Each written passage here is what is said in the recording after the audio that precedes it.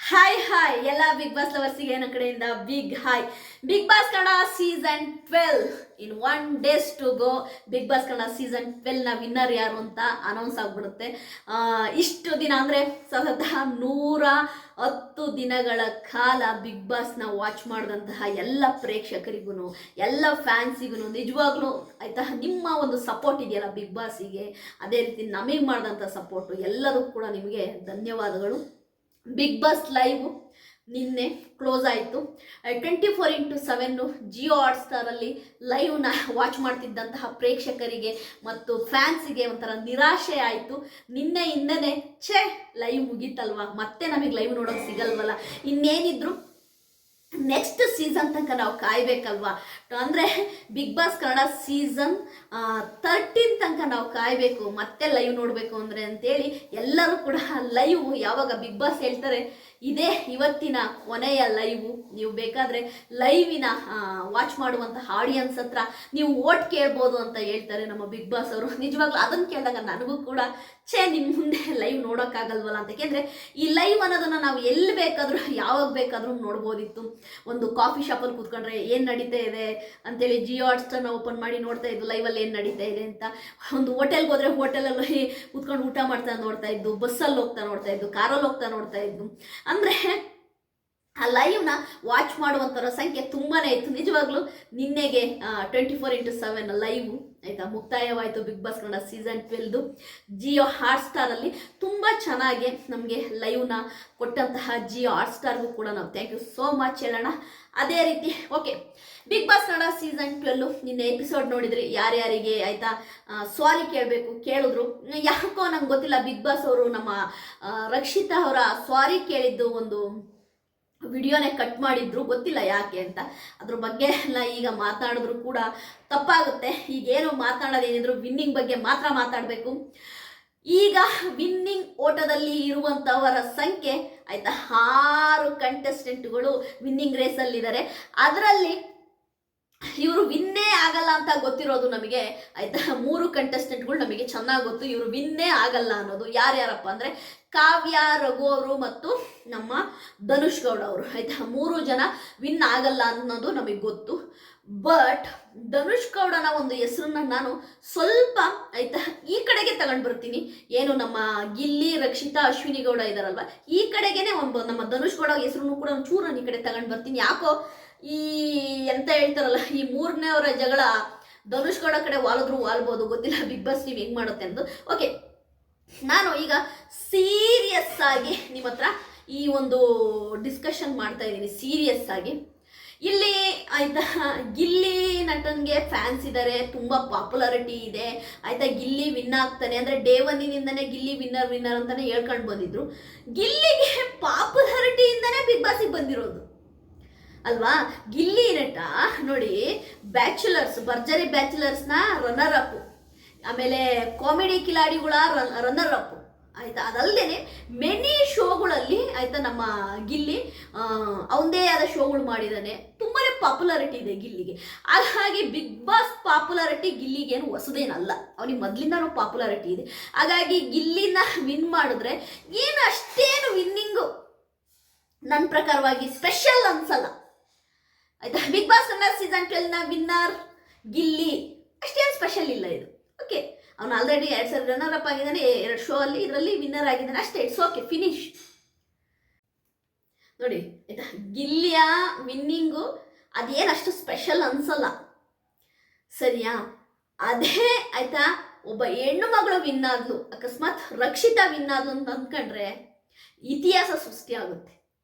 ನಿಜವಾಗ್ಲೂ big Boss ಅಲ್ಲಿ ಒಂದು ಇತಿಹಾಸನೇ ಸೃಷ್ಟಿ ಆಗುತ್ತೆ ರಕ್ಷಿತಾ ಶೆಟ್ಟಿ ವಿನ್ ಆದ್ರೆ. ಯಾಕೆ ಅಂತ ಹೇಳ್ತೀನಿ ಕೇಳಿ. ನನಗೆ ಗಿಲ್ಲಿ ವಿನ್ ಆಗಬಾರ್ದಂತ ಏನಿಲ್ಲ, ಬಟ್ ಆಯ್ತಾ ಪಾಪ್ಯುಲಾರಿಟಿ ಇರುವಂತಹ ಒಬ್ಬ ಯುವಕ ಆಯ್ತಾ, ಮೊನ್ನೆ ತಾನೇ ಡೆವಿಲ್ ಸಿನಿಮಾದಲ್ಲಿ ಸೂಪರ್ ಹಿಟ್ ಆಗಿ ಆಕ್ಟ್ ಮಾಡಿರುವಂತಹ ಒಬ್ಬ ನಟ ವಿನ್ ಆದ್ರೆ ಏನ್ ಸ್ಪೆಷಲ್ ಇರುತ್ತೆ ಹೇಳಿ. ಡೇ 1ನಿಂದ ಎಲ್ಲರೂ ಅದನ್ನೇ ಹೇಳ್ಕೊಂಬಂದಿರೋದು, ನಾನು ಅದನ್ನೇ ಹೇಳ್ಕೊಂಬಂದಿರೋದು, ಗಿಲ್ಲಿ ನಟ ವಿನ್ ಆಗ್ತಾನೆ ಅಂತ. ಏನು ಸ್ಪೆಷಲ್ ಇದೆ? ಅದೇ ರಕ್ಷಿತಾ ಶೆಟ್ಟಿ ವಿನ್ ಆದರೆ ಒಂದು ಇತಿಹಾಸ ಸೃಷ್ಟಿಯಾಗುತ್ತೆ, ಒಂದು ಇತಿಹಾಸ ಕ್ರಿಯೇಟ್ ಆಗುತ್ತೆ. ಯಾವುದೇ ಶೋಗೆ ಹೋಗ್ದೇನೆ ಆಯ್ತಾ, ಯಾವುದೇ ರಿಯಾಲಿಟಿ ಶೋ ಅಲ್ಲಿ ಭಾಗವಹಿಸ್ದೇನೆ, ಸೀರಿಯಲ್ ಸಿನಿಮಾ ಏನೂ ಮಾಡ್ದೇನೆ ಒಂದು ಯೂಟ್ಯೂಬ್ ಕಂಟೆಂಟ್, ಒಂದೊಂದು ನಾರ್ಮಲ್ ಆಗಿ ಒಂದು ಯೂಟ್ಯೂಬ್ ಕಂಟೆಂಟ್ ಮಾಡ್ತಿದ್ದಂತಹ ಒಬ್ಬ ಹುಡುಗಿ ಬಿಗ್ ಬಾಸ್ ಮನೆಗೆ ಹೋಗಿ ಒಂದು ಟ್ರೋಫಿ ಗೆದ್ಲು ಅಂತಂದ್ರೆ ಅದು ಒಂದು ಇತಿಹಾಸನೇ ಸೃಷ್ಟಿ ಮಾಡ್ದಂಗೆ. ಮತ್ತೆ ಬರುವಂತಹ ಯೂತ್ಸಿಗೆ, ಯುವಕ ಯುವತಿಯರಿಗೆ ನಿಜವಾಗ್ಲೂ ಕೂಡ ಹೌದಲ್ವಾ, ನಾವು ನಮ್ಮ ಒಂದು ಆಯ್ತಾ ನಮಗಿರುವ ಟ್ಯಾಲೆಂಟ್ ನಾವು ಯೂಟ್ಯೂಬ್ ಮುಖಾಂತರ ನಾವು ಹೊರಗಡೆ ತಂದ್ರೆ ನಾವು ಒಂದಿನ ಬಿಗ್ ಬಾಸ್ ಕಪ್ ಗೆಲ್ತೀವಿ ಅನ್ನೋ ಅಂತ ಒಂದು ಆಯ್ತಾ ನಂಬಿಕೆ ಮೂಡುತ್ತೆ. ಹಾಗಾಗಿ ರಕ್ಷಿತಾ ಶೆಟ್ಟಿ ವಿನ್ ಆಗಬೇಕು ಅನ್ನೋದು ನನ್ನ ಒಂದು ಅನಿಸಿಕೆ. ಯಾಕೆ ಅಂತಂದ್ರೆ ಇಲ್ಲಿ ನೋಡಿ, ಒಬ್ಬ ಪಾಪ್ಯುಲಾರಿಟಿ ಇರುವಂತಹ ಗಿಲ್ಲಿ ಬಿಗ್ ಬಾಸ್ ಒಳಗಡೆ ಬಂದು ಅವನು ಏನೂ ಮಾಡ್ದೇನೆ, ಓಕೆ ಅವನು ಅಲ್ಲಿ ಏನು ಹೊರಗಡೆ ಮಾಡ್ತಾ ಇದ್ದ ಅದನ್ನೇ ಇಲ್ಲಿ ಮಾಡಿದ್ರು ಕೂಡ ಅವನು ವಿನ್ ಆಗ್ತಾನೆ. ಅವನು ವಿನ್ ಆದ್ರೆ ಅದರಲ್ಲಿ ಏನು ಬದಲಾವಣೆ ಕಾಣಲ್ಲ. ಅದಲ್ದೇನೆ ಗಿಲ್ಲಿನೇ ಹೇಳಿದ್ದಾನೆ ಓಪನ್ ಆಗಿ, ನಾನು ಎಲ್ಲ ಬಿಗ್ ಬಾಸ್ ಶೋಗಳನ್ನು ಎಲ್ಲ ಸೀಸನ್ ನೋಡಿ ಆಯ್ತಾ ಅರ್ಧ ಪ್ರಥಮ ಅರ್ಧ ಹನುಮಂತ ಇವರಿಬ್ಬರನ್ನು ಕಾಫಿ ಮಾಡಿ ಗೇಮ್ ಆಡ್ತಾ ಇದ್ದೀನಿ ಅನ್ನೋದನ್ನ ನಮ್ಮ ಗಿಲ್ಲಿ ಓಪನ್ ಆಗಿ ಒಪ್ಕೊಂಡಿದ್ದಾನೆ. ಆದರೆ ಅಶ್ವಿನಿ ಗೌಡ ಅವಳು ಹೆಂಗಿದ್ಲು ಹೊರಗಡೆ ಹಂಗೆ ಬಂದು ಬಿಗ್ ಬಾಸ್ ಮನೇಲಿ ಗೇಮ್ ಆಡಿದಾಳೆ, ಯಾರನ್ನು ಕಾಪಿ ಮಾಡಿಲ್ಲ. ಅವಳು ಹೇಗಿದ್ಲ ಹಾಗೆ ಪ್ರೊಜೆಕ್ಟ್ ಮಾಡ್ಕೊಂಡಿದ್ದಾಳೆ ಬಿಗ್ ಬಾಸ್ ಮನೆಯಲ್ಲಿ. ಎಷ್ಟೇ ಅವಮಾನಗಳಾದ್ರೂ ಬಿಗ್ ಬಾಸ್ ಮನೆಯಲ್ಲಿ ಅವಳಿಗೆ ಭಾಷೆಯ ಪ್ರಾಬ್ಲಮ್ ಇದ್ರೂ ಕೂಡ ಎಲ್ಲೂ ಕೂಡ ಅವಳು ಹಿಂದಕ್ಕೆ ಸರಿದೆ ಆಯ್ತಾ. ಸತತ 2 ಬಾರಿ ಅವಳು ಆಯ್ತಾ ಸೀಕ್ರೆಟ್ ರೂಮಲ್ಲಿ ಇದ್ರೂ ಕೂಡ ಮತ್ತೆ ಅವಳು ಬಿಗ್ ಬಾಸ್ ಮನೆಗೆ ಬಂದು ಅವಳದೇ ಆದ ಆಟನ ಆಡಿದಾಳೆ. ನಮ್ಮ ಮುಂದೆ ಅವಳು ಹೇಗಿದ್ಲೋ ಹಾಗೆ ನಿರೂಪಿಸ್ಕೊಂಡಿದ್ದಾಳೆ. ಹಾಗಾಗಿ ಅಶ್ವಿನಿ ಗೌಡ ಇಲ್ಲ ರಕ್ಷಿತಾ ಇಬ್ಬರಲ್ಲಿ ಒಬ್ರು ವಿನ್ ಆಗ್ತಾರೆ ಅನ್ನೋ ಒಂದು ಮಾತು, ಒಂದು ಗಾಸಿಪ್ ಕೇಳ್ತಾ ಇದೆ. ಯಾವಾಗ ಅಶ್ವಿನಿ ಗೌಡ ಅವರ ಒಂದು ಏನೋ ಕನ್ನಡ ಪರ ಸಂಘಟನೆಗಳಿರ್ಬೋದು ಅವರೆಲ್ಲರನ್ನು ಆಯ್ತಾ ಗಿಲ್ಲಿ ಫ್ಯಾನ್ಸುಗಳು ಒಂಥರ ಬೀದಿಗೆ ತಂದು ಆಯ್ತಾ ಎಂತ ಹೇಳ್ತಾರಲ್ಲ ಕಲ್ಲೆರಚಾಡುವ ಕೆಲಸವನ್ನು ಮಾಡಿದ್ದಾರೆ ಅಂತಾನೆ ಹೇಳ್ಬೋದು. ಯಾಕೆಂದ್ರೆ ನಾರಾಯಣ್ ಗೌಡರು ನಿಮ್ಮೆಲ್ಲರಿಗೂ ಗೊತ್ತು ಆಯ್ತಾ, ಅವರು ಕನ್ನಡ ಪರ ಹೋರಾಟಗಾರರು.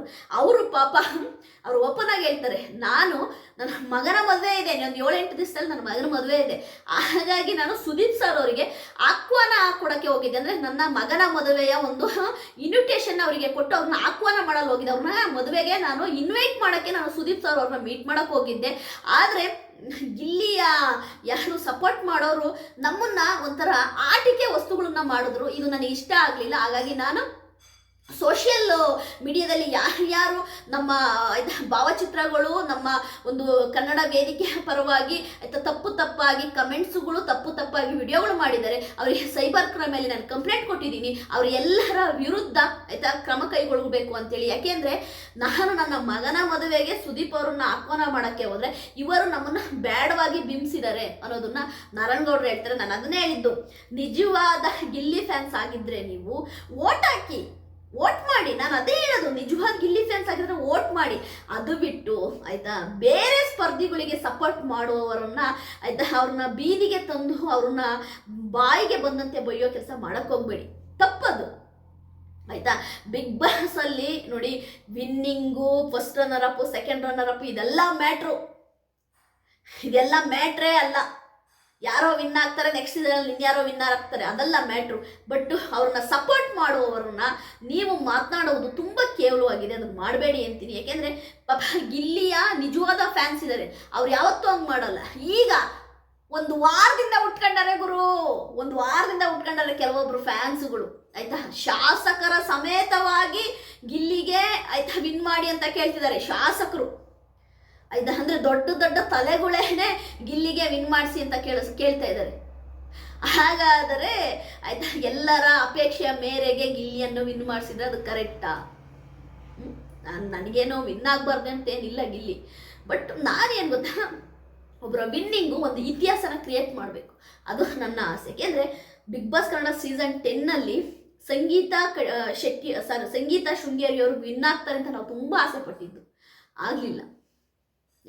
ಈ ಸೀಸನಲ್ಲಿ ಯಾಕೆ ರಕ್ಷಿತಾ ಶೆಟ್ಟಿ ವಿನ್ ಆಗಬೇಕು ಅಂತಿದ್ದೀನಿ ಅಂದರೆ ಕಾರಣ ಇಷ್ಟೇ, ಅವಳ ಗೇಮು, ಅವಳು ನಡೆದುಕೊಂಡ ರೀತಿ, ಯಾವುದೇ ಸಿನಿಮಾ ಬ್ಯಾಕ್ಗ್ರೌಂಡ್ ಇಲ್ಲ, ಸೀರಿಯಲ್ ಶೋ ಯಾವುದೇ ಬ್ಯಾಕ್ಗ್ರೌಂಡ್ ಇಲ್ಲ ಆಯ್ತಾ. ಕಷ್ಟಪಟ್ಟು ಮೇಲ್ ಬಂದಂತಹ ಹುಡುಗಿ, ಒಬ್ಬ ಯೂಟ್ಯೂಬ್ ಕ್ರಿಯೇಟರು ಇವತ್ತು ಬಿಗ್ ಬಾಸ್ ಟ್ರೋಫಿನ ಹಿಡ್ಕೊಂಡ್ರೆ ಇತಿಹಾಸ ಕ್ರಿಯೇಟ್ ಆಗುತ್ತೆ ಅನ್ನೋದು ಒಂದು ನಿಜವಾಗ್ಲೂ ಕೂಡ ಒಂದು ಇತಿಹಾಸನೇ ಕ್ರಿಯೇಟ್ ಆಗುತ್ತೆ. ಅದಕ್ಕಾಗಿ ನಾನು ಹೇಳ್ತಿದ್ದೀನಿ, ಬಿಟ್ಟರೆ ಬೇರೆ ಏನೂ ಇಲ್ಲ. ಈಗಲೂ ಕೂಡ ಗಾಡ್ ಗ್ರೇಸ್ ಟ್ವಿಸ್ಟ್ ನಿಮಗೋಸ್ಕರ ಕಾದಿದೆ. ರಕ್ಷಿತಾ ವಿನ್ನರು, ಗಿಲ್ಲಿ ನಟ ರನ್ನರ್ ಆಗುವಂತಹ ಎಲ್ಲ ಸೂಚನೆಗಳು ಕಂಡು ಬರ್ತಾ ಇದೆ ಆಯ್ತಾ. ತುಂಬ ಜನ ಕಾವ್ಯ ಗಿಲ್ಲಿ ಫಸ್ಟು ಸೆಕೆಂಡು ಅಂತ ಹೇಳ್ತಿದ್ದಾರೆ. ಗಿಲ್ಲಿ ಓಕೆ, ಕಾವ್ಯ ಯಾಕೆ ನನಗೆ ಇನ್ನೂ ಗೊತ್ತಿಲ್ಲ, ಯಾಕೆ ಸೆಕೆಂಡ್ ಬರಬೇಕು ಕಾವ್ಯ ಅನ್ನೋದು ಇನ್ನೂ ಗೊತ್ತಿಲ್ಲ. ಅಶ್ವಿನಿ ಗೌಡರ ವಿಷಯಕ್ಕೆ ಬಂದರೆ, ಅಶ್ವಿನಿ ಅವರು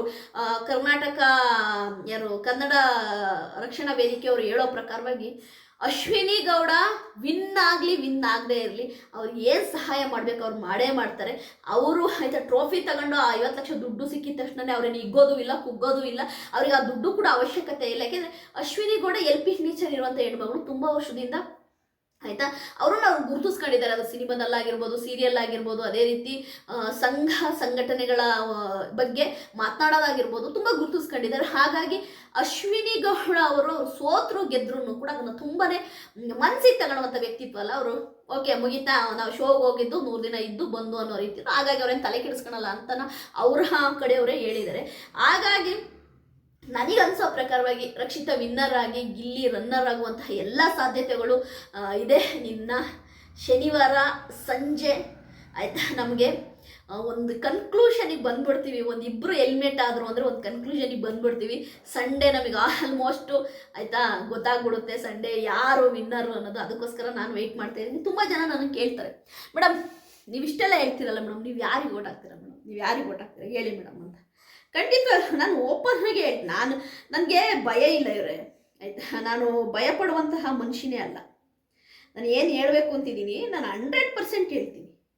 ಯಾಕೆ ಭಯ ಪಡ್ಬೇಕು ಹೇಳಿ? ನಾನು ಭಯಪಡಲ್ಲ. ನಾನು ಭಯಪಡೋ ಸೀನೇ ಇಲ್ಲ. ನಮಗೆ ಇಂಥವ್ರಿಗೆ ಓಟ್ ಹಾಕ್ಬೇಕಾ, ನಾನು ಓಪನ್ ಆಗಿ ಓಟ್ ಹಾಕ್ತೀನಿ, ಅದರಲ್ಲಿ ತಪ್ಪೇನಿದೆ ಆಯಿತಾ. ನಾನು ಈಗ ರಕ್ಷಿತನಿಗೆ ಸಪೋರ್ಟ್ ಮಾಡ್ತಿದ್ದೀನಿ ಅಂತಂದರೆ ನನ್ನ ಇಷ್ಟ ಅದು ಆಯಿತಾ. ನೀವು ಒಬ್ರಿಗೆ ಸಪೋರ್ಟ್ ಮಾಡ್ತೀರಾ ಅದು ನಿಮ್ಮ ಇಷ್ಟ. ನೀವು ಇಂಥವ್ರಿಗೆ ಸಪೋರ್ಟ್ ಮಾಡಿ, ಇಂಥವ್ರಿಗೆ ಓಟ್ ಹಾಕಿ ಅಂತ ನಾವು ಹೇಳ್ಬೋದು ಅಷ್ಟೇ, ಕೈ ಹಿಡಿದು ಹಾಕ್ಸೋಕ್ಕಾಗಲ್ಲ ಆಯಿತಾ. ನಾನು ಈ ವಿನ್ನಿಂಗು ರಕ್ಷಿತನಿಗೆ ಸಿಗಬೇಕು, ರಕ್ಷಿತಾ ವಿನ್ ಆಗಬೇಕು ಅನ್ನೋ ಒಂದು ದೃಷ್ಟಿಗೆ ನಾನು ಓಟ್ ಹಾಕ್ತಾ ಇದ್ದೀನಿ. ನನ್ನ ಓಟನ್ನು ನಿಮಗೆ ತೋರಿಸ್ಬಿಡ್ತೀನಿ ನಾನು ಯಾರಿಗೆ ಓಟ್ ಹಾಕ್ತೀನಿ. ಆಮೇಲೆ ನೀವು ಮೇಡಮ್ ನೀವು ನಮಗೆ ಮಾತ್ರ ಹೇಳ್ತೀರಾ ನೀವು ಹಾಕಲ್ಲ ಅನ್ಬಾರ್ದಲ್ವಾ. ನನ್ನ ಓಟು ರಕ್ಷಿತನಿಗೆ.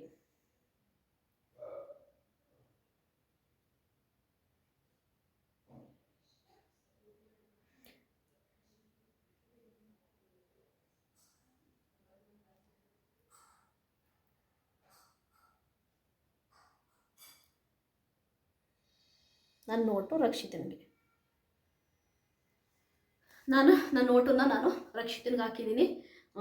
ನನಗೆ ಒಟ್ಟಾರೆ ನಾನು ಕೂಡ ತುಂಬ ಜನ ಕೇಳ್ತೀನಿ ರಕ್ಷಿತನಿಗೆ ಓಟ್ ಹಾಕಿ, ರಕ್ಷಿತನಿಗೆ ಓಟ್ ಹಾಕಿ ಅಂತ. ನನ್ನ ಒಂದೇ ಏನು ಗೊತ್ತಾ, ರಕ್ಷಿತಾ ವಿನ್ ಆದರೆ ಒಂದು ಇತಿಹಾಸ ಕ್ರಿಯೇಟ್ ಆಗುತ್ತೆ. ಒಂದು ಹೆಣ್ಣು ಮಗಳಿಗೆ ಆಯಿತಾ ಬಿಗ್ ಬಾಸ್ ಮನೆಯಲ್ಲಿ ನಾವು ವಿನ್ ಆಗ್ತೀವಿ ಅನ್ನೋ ಒಂದು ಆಯ್ತಾ ಆತ್ಮವಿಶ್ವಾಸ ಬರುತ್ತೆ. ಯಾಕೆಂದರೆ ಹೆಣ್ಮಕ್ಳನ್ನ ಬರೀ TRPಗೆ ಉಪಯೋಗಿಸ್ಕೊಳೋ ಬಿಗ್ ಬಾಸ್ ಅವರು ದಯವಿಟ್ಟು ಈ ಸರಿ ಆದರೂ ಒಂದು ಹೆಣ್ಮಗಳನ್ನ ವಿನ್ ಮಾಡಿ ಅಂತ ಒಂದು ಕಳಕಳೆಯಿಂದ ಕೇಳ್ಕೊಳ್ತಾ ಇದ್ದೀನಿ. ಯಾಕೆಂದರೆ ಅವರು ಕೊಡುವಂಥ ಎಂಟರ್ಟೈನ್ಮೆಂಟು, ಹೆಣ್ಮಕ್ಳು ಮಾಡುವಂತಹ ಬಿಗ್ ಬಾಸ್ ಮನೆಯಲ್ಲಿ ಆಯ್ತಾ ಆ ಗುದ್ದಾಟ ಹೊಡೆದಾಟ ಇದೆಯಲ್ಲ ನಿಜವಾಗ್ಲೂ ಕೂಡ. ಹಾಗಾಗಿ ಅವ್ರನ್ನ ವಿನ್ ಮಾಡಬೇಕು ಅಂದರೆ ಹೆಣ್ಮಕ್ಳನ್ನ ವಿನ್ ಮಾಡಬೇಕು ಅನ್ನೋದು ನನ್ನ ಒಂದು ಕಳಕಳಿಯ ಮನವಿ. ನನ್ನ ವಿಡಿಯೋ ನಿಮಗೆ ಇಷ್ಟ ಆದರೆ ಲೈಕ್ ಮಾಡಿ, ಸಬ್ಸ್ಕ್ರೈಬ್ ಮಾಡಿ. ಬಾಯ್.